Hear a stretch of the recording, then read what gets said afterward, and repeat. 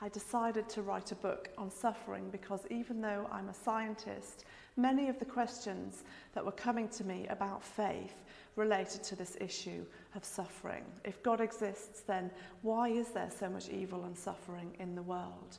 If God knew that the world would have suffering in it, why did he create it? Or surely religion is the cause of all the suffering? And these questions are some of the chapter headings in the book.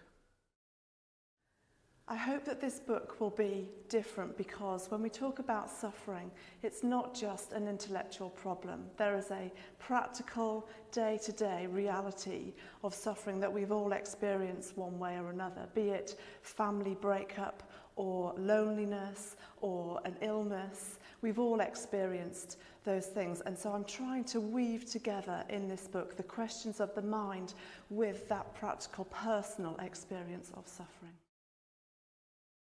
There are 5 stories in this book, and here are 3 examples. One is of a woman who was, when she was pregnant, her baby was diagnosed with a rare and severe abnormality. The baby was born and survived until just before the age of 2.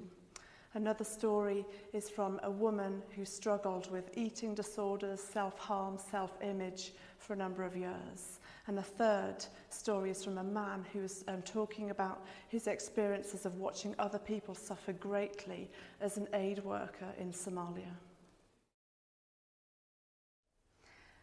An example of how I interweave the intellectual questions with personal stories is of a man whose wife and 2-year-old son were killed in a car crash. His 3-year-old daughter was pulled from the wreckage with minor injuries.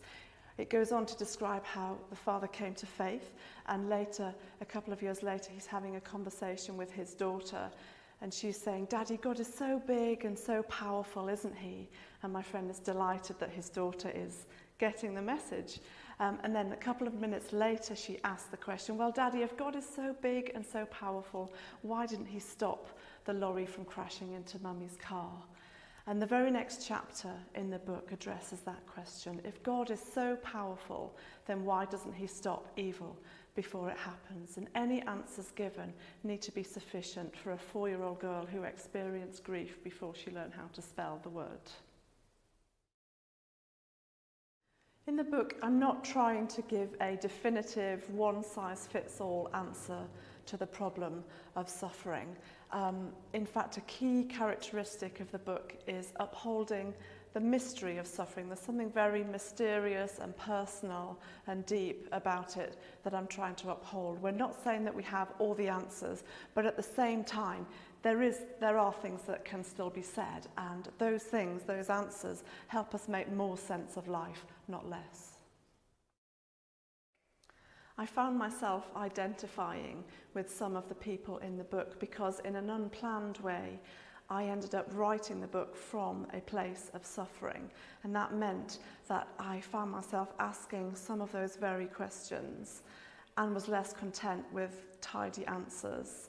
And so I've written this book at a popular level, in a way, in a style that is accessible to all, and I'm hoping that anybody that picks it up would find something useful in it. I hope that this book will provide answers for those with intellectual questions, but also comfort and hope for those in that very place of suffering.